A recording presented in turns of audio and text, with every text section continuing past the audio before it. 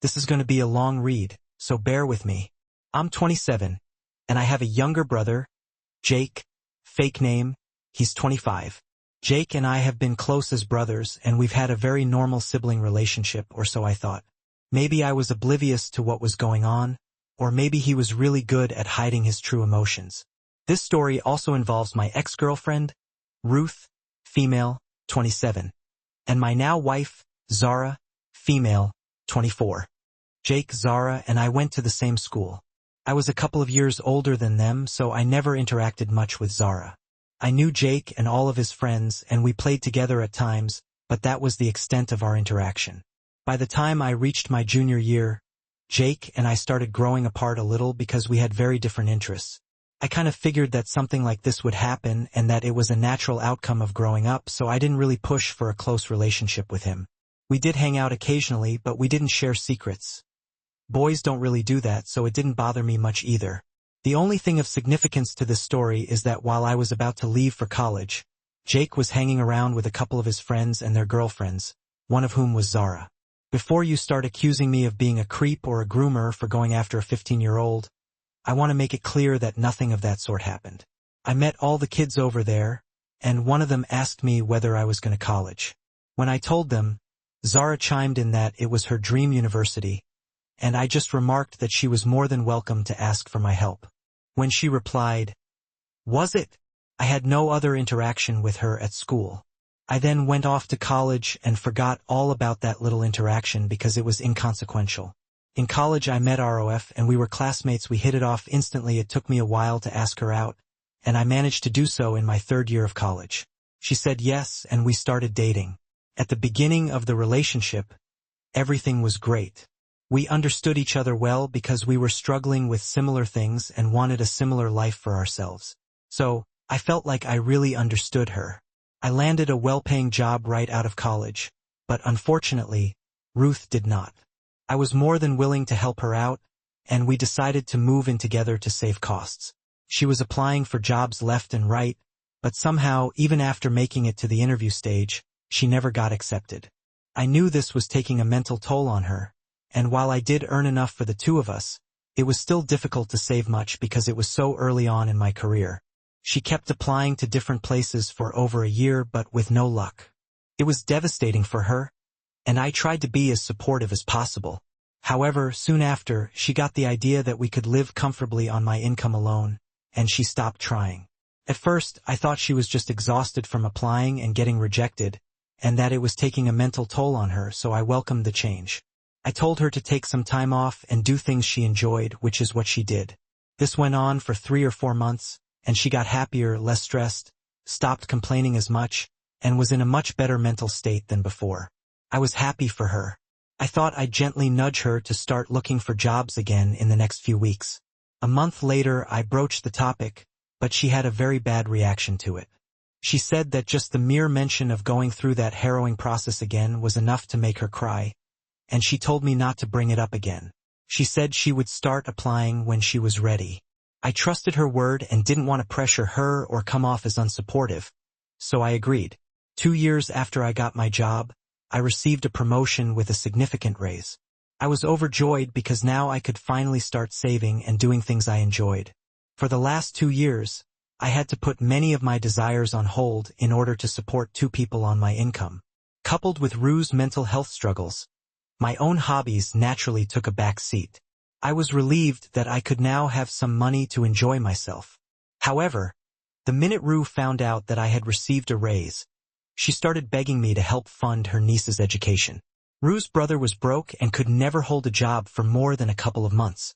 He had gotten a woman pregnant and had no idea what to do when the issue was that the woman died, leaving no family. So the child went to Rue's brother, and he was thoroughly unequipped to take care of another human being. Rue begged me, saying she loved her niece, I don't know how, as they had only met twice, and that she would never forgive herself if she couldn't help her out. This was all becoming too much for me, so I told her that I'd think about it and left it at that. Part of me was genuinely considering giving her the money, but another nastier part of me thought that it was her niece, and she could get up and pick up any job to help her out. I drank a lot that night, and as I kept drinking, All the rationale and logic that I had buried in my mind suddenly came rushing to the surface. I had always suspected that ROF was trying to leech off of me, but I never gave much weight to those thoughts because I was in love with her. However, I couldn't shake those feelings anymore. I was funding her entire life, which I was happy to do, but to expect me to fund her niece the minute I got a raise, especially at the cost of what I wanted for myself, seemed a bit much. I knew it was time to take a stand for myself because if I started funding the niece now, I'd never be able to get out of it for the rest of my life. The next day, I sat down and told her that I would not be funding her niece, no matter how dire the circumstances. I also told her that if she felt bad for the poor kid, she was more than welcome to pick up a job and help her out. That would be her money, and I didn't care what she did with it. She tried to butt in, saying that I was being cruel and that an unfortunate child needed my help, but I wasn't having any of it. I also told her that if she wasn't going to get a job, the division of household chores was going to change. We had no kids and no pets, so I expected her to pick up 80% of the chores if she wasn't contributing financially. I told her that I had slaved away for the last 2 years, juggling work and home and supporting her, but now I needed a break. If she wasn't willing to support me monetarily so that I could have more money for myself, then she had to help take some of the workload off of me. To say that she started yelling would be an understatement. I don't think I've ever had the unfortunate experience of listening to such high-decibel arguments before. It was a miracle I didn't leave the conversation with my ears bleeding. During her long tirade, she called me every name in the book. Manipulative, gaslighting, financially abusive, misogynistic, you name it. But to me, I just needed a break. Why were we even partners if she couldn't do this for me? The fight went on for a long time. I think she believed I would give in because I've always been non-confrontational. To her surprise, I didn't. We were at a stalemate for a few more days when I tried to revisit the topic, but she shut me down again. That's when I knew we were done. There was no future for me in this relationship where all I was doing was subsidizing her life and getting nothing in return. The breakup was ugly.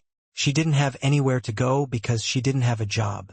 I told her that I was willing to give her some money to sustain herself for a month or two. But by then, she should have her situation figured out because I was done. Cue the waterworks. She started crying, saying I was bluffing and pulling the entire drama routine. I told her that I wasn't interested in this relationship anymore and my decision was final. There was no way to salvage it, and all the remedies she was suggesting now should have come to her while we were still together, not as a last resort. Despite me setting her up for a couple of months, the breakup was still ugly. It was only after she moved out that I realized just how much dead weight I had been carrying. I had so much time and energy to devote to myself. I picked up hobbies I had abandoned back in school. It was through these hobbies that I reconnected with Zara. Zara didn't go to my college but ended up pursuing painting and the arts as a profession. I had always enjoyed doodling as a kid, even though it was a kind of secret hobby because it wasn't considered masculine enough. Well, there was an art exhibition in my city, and I went out of curiosity, and that's where I found Zara. She had put up a piece in the exhibition and we got to talking. This was a few months after my breakup with Rue. I asked Zara how everything was going, and we made small talk which we both enjoyed. We decided to meet up again, and she promised to let me know if there were any other art events in town. She did, and we met up again and slowly started falling for each other. Took me a year to ask her out, but by then, I was already madly in love with her. I tried asking Jake about her, but he said they hadn't been in contact ever since she broke up with the guy from his friend group back in school. I won't go into all the details of my relationship with Zara because it's not relevant to this story. Just know that it's always been a warm and equal partnership between us, and I knew pretty early on that she was the one I wanted to marry. During this time, Ruth tried to get in touch with me a couple of times, but I always rebuffed her. Zara was always aware of this whenever it happened, and she was secure enough not to doubt me. I introduced Zara to my family over dinner a year into our relationship, and by this time we had already started contemplating marriage. My parents don't interfere in their kids' personal affairs, so that was never an issue. It was a good dinner, and Zara got along well with my family. We were all talking about how funny it was that life works in mysterious ways and how it was pure chance that I bumped into Zara again. It was then that Jake quipped that he couldn't believe his middle school crush was going to be his sister-in-law. It seemed like a light-hearted joke at the time, and everyone present took it that way. Zara even said that Jake was the only guy in their group who was remotely interesting to talk to. It was a fun dinner, and I thought nothing of Jake's comment. He seemed really happy for me too. Little did I know, he had been harboring feelings for Zara all these years, even though he'd been in multiple relationships. The issue started during the wedding planning. It wasn't obvious to me at the time because I never would have thought my own brother would pull something like this. It was little things at first, messing up the time for the dress appointment, forgetting to check in with the caterer, things that could be attributed to him just being forgetful. I now know that it was deliberate on his part to create a rift between Zara and me and somehow stop the wedding. None of it worked. We were too strong to be rattled by a few missed appointments, even though it was a high-stress situation for both of us. If anything, Zara became even more short and snappy with Jake, which only hurt him more. The final blow came on the wedding day. All this time, I had not been in contact with Ruth. I didn't know where she was, what she was doing, or how she was faring. And frankly, I wasn't interested. Little did I know, Jake had been in touch with her for months leading up to the wedding. He was hoping for some kind of intervention or drama, if nothing else worked. He planned to get Ruth to coerce or persuade me into leaving Zara. She wasn't on the guest list, but she showed up as Jake's +1, and this was surprising to me because everyone in the family had met Jake's girlfriend, and we were expecting her to be there. I didn't have time to ask him what Ruth was doing there, but I had a bad feeling. Thankfully, Zara hadn't noticed Ruth by this point. Just before Zara was about to walk down the aisle, Ruth stood up and started screaming in front of everyone. She claimed that she was the love of my life and that she was willing to take me back, and I didn't need to marry Zara. It caused a huge commotion, and Ruth started crying and stomping her feet like a petulant child. It was pathetic, to be honest. I ran over to Jake, grabbed him by the collar, and told him to leave. He said he had come to make everything right, claiming that Ruth and I were meant for each other, and that Zara and he were meant to be together. He rambled on with some delusional nonsense, and I was appalled. I asked my friends to escort both him and Ruth out of there. At this point, Zara had come out, and I don't even know whether she fully grasped what was happening. But she calmly walked over to Ruth, slapped her in front of everyone, blew her a kiss, and asked her bridesmaids to start the music. I've never seen something more iconic in my life. It was so humiliating for Ruth, and instead of creating a scandal around me, she just turned herself into a spectacle in front of everyone. The rest of the wedding went as smoothly as it could, given the circumstances. It was a dramatic day, not at all what I had hoped for, but there wasn't much I could do to salvage the situation at that point. I blocked Jake right after the wedding. I wasn't interested in hearing his side of the story because he had already shown me plenty. It was disgusting and despicable.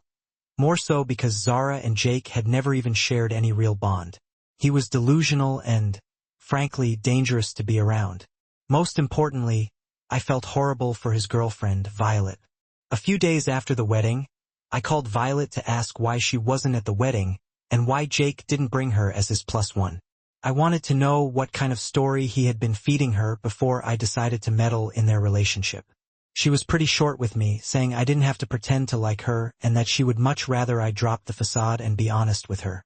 I knew instantly that Jake had used either me or Zara as an excuse to keep her from coming to the wedding. I asked her why she was saying that. She told me to cut the act because Jake had already told her that she wasn't invited. That's why he didn't get a +1 for the wedding. She said she didn't mind him going and didn't mind that we didn't like her, but she was very put off by the fact that the entire family pretended to like her when, in fact, we couldn't stand her. I emphatically told her none of that was true and that Jake had misled her. I begged her not to tell Jake or our parents about our conversation for the next 2 weeks, and Zara and I would meet her after we returned from our honeymoon. She said she wouldn't betray Jake for US, so I had to send her a photo of the actual invitation that was sent out to Jake, which clearly had a +1. I also sent her screenshots of my conversations with Jake where I confirmed her attendance with him. She said she didn't believe us. I told her I understood and that we weren't asking her to trust us. We just wanted her to keep quiet until we could meet and clear up the miscommunication. She agreed, but I didn't know if she would actually stick to it. I could only hope nothing would go wrong while I enjoyed my honeymoon. but I was really looking forward to showing Violet Jake's true colors. Update 1. I didn't realize this story would gain so much attention. My inbox is flooded with people asking for updates. But as I said, I was out enjoying my honeymoon and didn't bother to check. Fortunately, nothing untoward happened during the honeymoon itself. Jake remained blocked, and he didn't try calling me. Violet sent a short text, saying she hadn't talked to Jake about our conversation but wanted to meet as soon as I returned from my honeymoon. The meeting happened a few hours ago. We met at a cafe because Violet didn't feel comfortable coming to our home. She was very defensive at first, with her body language and attitude, making it clear she wasn't interested in listening to us. But we told her what had happened in detail. At first, she refused to believe us, calling us crazy for accusing Jake like that. However, during the honeymoon, I asked some friends if they had any videos from the wedding. While there wasn't one video that captured the entire ordeal, a few people were making videos, and we managed to roughly piece the incident together. I showed those videos to Violet and then explained the whole roof situation. That's when she started to believe us. She asked Zara if there had ever been anything between her and Jake, and Zara firmly said no. Violet found it hard to believe that Jake would be so delusional about everything, especially if there was nothing going on. Zara said she was baffled as well. There had been a maximum of 10 to 12 in-person interactions, and she didn't know when or how Jake fell for her or assumed she had fallen for him. We told Violet we thought it was our duty to make her aware of what was happening, and that she was free to do whatever she wanted with the information. We also told her that we had blocked Jake and were going no contact with him, and we didn't see that changing anytime soon, if ever. She said she understood where we were coming from, but she also said she wanted to confront Jake and do it as soon as possible. We tried to dissuade her a little, but she said she owed it to herself, especially since she was pregnant, to know whether it was wise to stay with Jake. Both Sarah and I congratulated her on the pregnancy and told her we would support her no matter what. She said she was sure she wanted to proceed with the confrontation, but for that, she would have to disclose that we had reached out to her and shared everything. Though it wasn't ideal, as both Zara and I wanted to stay out of the Jake drama, we also knew standing by Violet was the right thing to do. We told her she had our full support, and we would do whatever it took to help her out. That was all that happened at the meeting, but I know this isn't the end.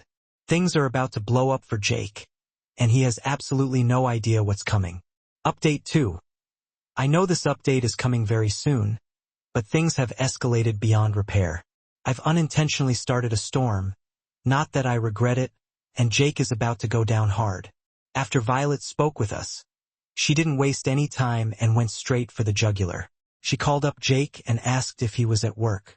When he said yes, she marched over to his office that very minute and confronted him. Things got ugly.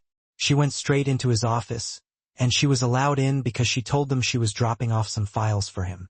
She asked him if he had pulled the stunts we had told her about. Jake tried to tell her it wasn't the place to talk, and that they would talk once he got home, but Violet wasn't having it. There was a fair bit of yelling involved, and HR had to be called up to his floor. Here's where things get even better or worse. Jake, the HR assistant, asked Violet who she was, and why she was creating such a scene. Violet told her she was Jake's girlfriend and that she was pregnant. To her surprise, Jake denied it. He denied being her boyfriend outright. There was more yelling, and Violet was eventually escorted out. When Jake went home that day, a storm was waiting for him. They got into a massive fight, the details of which I don't know. What I do know is that it came to light that Jake had been cheating on Violet for a long time, and the woman he was cheating with was none other than the HR assistant who had intervened during the confrontation. So Jake is screwed. Violet is going to leave him. I know that for sure because she's a non-nonsense woman who doesn't tolerate disrespect. For her to condone cheating and forgive Jake is next to impossible. As for his affair partner, Jake's office has a very strict no-dating policy. They make employees sign agreements and everything. Since the confrontation and Violet's little outburst at the office, his affair partner, let's call her Jane, learned that Jake had been posing as a single man and that he had a girlfriend who was pregnant.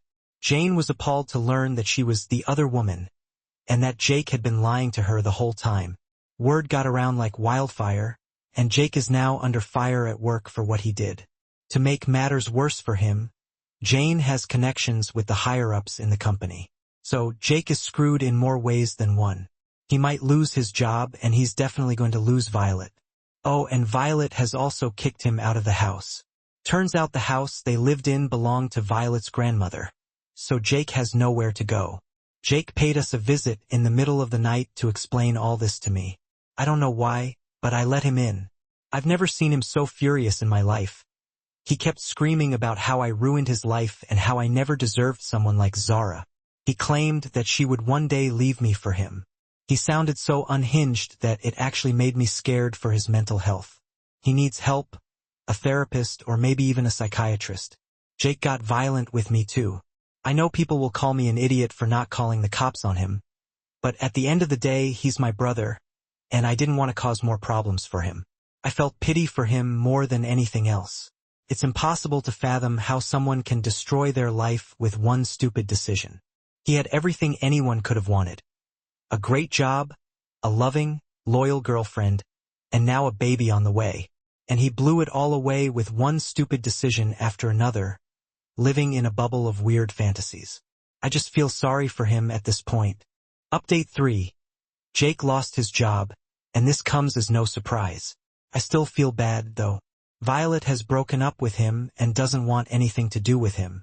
My parents are fully supporting Violet, as are Zara and I. Now, Jake thinks I've turned the entire family against him over a harmless prank. Yeah, now he's calling his declaration of undying love a prank. Nobody is buying into this new narrative of his, and he has been completely ostracized by the family. I don't know where he's staying now, and this drama has been getting on my nerves. I'm a newlywed, and I can't keep running around dealing with the mess Jake has made. I know I started this by involving Violet in the first place, and I'm glad I did, but I never anticipated it would blow up this big. It's a total mess, and I don't see how Jake can recover from this. My parents are furious with him for throwing everything away and basically being a scumbag, and I don't blame them. We weren't raised like this, and I don't know how he turned out this way. That being said, this will be my last update. Zara and I have decided we need to leave all this behind us. We will be there for Violet and our niece or nephew in whatever capacity she needs, and she will always have a home with us. But other than that, we're done. Thank you for all the advice. I never thought I'd have a dysfunctional story of my own to share. But well, it is what it is.